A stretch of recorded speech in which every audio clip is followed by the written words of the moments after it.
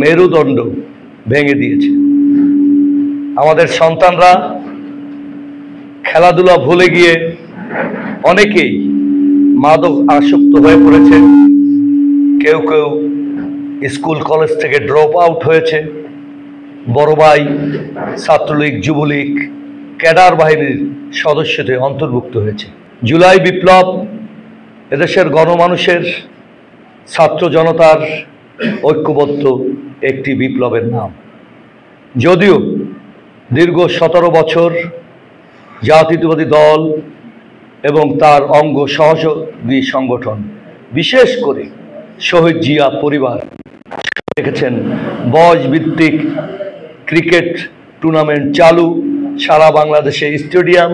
আজকে স্বীকার করছেন জাতীয় ক্রীড়া ব্যক্তিত্বরা তাদের আবাসনের ব্যবস্থা করে দিয়েছেন আরফাত রহমান কোকো, যিনি দলমত নির্বিশেষে বাংলাদেশের ক্রীড়া অঙ্গনকে সমৃদ্ধ করতে চেয়েছিলেন। বাংলাদেশের সেই ক্রীড়া অঙ্গনকে সমৃদ্ধ করেছেন। আন্তর্জাতিক মানের ফুটবল, ক্রিকেট সহ সকল পর্যায়ের খেলাকে নিয়ে গেছেন এবং বিশ্ব অলিম্পিকে যাতে বাংলাদেশের প্রতিনিধিত্ব দৃঢ় হয় সে ব্যবস্থাগুলো করেছেন। কিন্তু দুঃখের বিষয়, 24শে জানুয়ারি 2025 আমাদের ভাই আমাদের ছেড়ে চলে গেছে। না, স্বাভাবিক মৃত্যু তার হয়নি। ধীরে ধীরে তাকে নির্যাতন করে, পয়জনিং করে শহীদ জিয়া পরিবারের সেই কনিষ্ঠ সন্তানকে শেখ হাসিনা হত্যা করেছে। হত্যা করতে চেয়েছিলেন জনাব তারেক রহমানের কেউ। মহান আল্লাহ তাআলা, মহান আল্লাহ রব্বুল আলামিন তাকে রক্ষা করেছে। তার স্মৃতির প্রতি শ্রদ্ধা জানিয়ে আজকে আরফাত রহমান কোকো পিরোজপুরে 8 দলীয় ফুটবল টুর্নামেন্টের আয়োজন করেছে।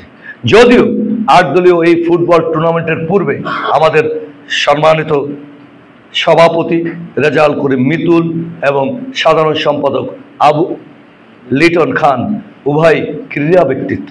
বাংলাদেশের ক্রীড়া অঙ্গনে যেমন তাদের পরিবারের অংশগ্রহণ রয়েছে, পিরোজপুরের ক্রীড়া অঙ্গনে তেমনি রয়েছেন।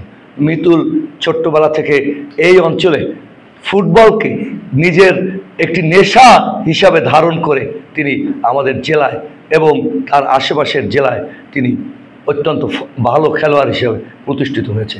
পাশাপাশি লিটন খানের পরিবার সম্পর্কেও তো আপনাদের জানা আছে। তার ভাইয়েরা জাতীয় এবং আন্তর্জাতিক মানের প্লেয়ার। এমনকি বাংলাদেশের সমকালীন সময় যে সবচেয়ে বেশি পারিশ্রমিক পেয়েছেন তিনিও তার পরিবারের সন্তান, তার ভাই। তো প্রিয় বন্ধুরা, সে কথায় যাব না। এই 8 দলীয় ফুটবল টুর্নামেন্টটি করার মূল স্লোগান হলো নেশামুক্ত বাংলাদেশ চাই, কিশোর গ্যাং মুক্ত বাংলাদেশ চাই, আমরা সবাই খেলার মাঠে ফিরে যেতে চাই।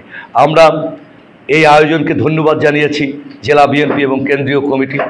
এখানে আরফাত রহমান ক্রীড়া সংসদের পিরোজপুরের উপদেষ্টা মণ্ডলীর আমরা যারা রয়েছি, আমি আলমগীর হোসেন, এলিজা জামান, গাজী ওহিদুজ্জামান লাবলু, শেখ রিয়াজউদ্দিন রানা সহ আমরা উপদেষ্টা মণ্ডলী এখানে উপস্থিত রয়েছি।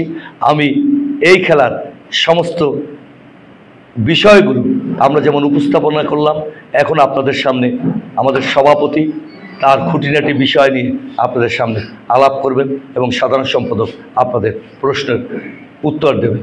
তার আগে আমি বলতে চাই, আপনারা সহযোগিতা করুন। আপনাদের সহযোগিতা খুব বেশি প্রয়োজন, কারণ মিডিয়া এমনভাবে শহীদ জিয়া পরিবার, বিএনপি এবং তার অনুসারীদের পিছনে একটা গোষ্ঠী ধ্বংস করার জন্য এমনভাবে মিথ্যার আশ্রয় নিচ্ছে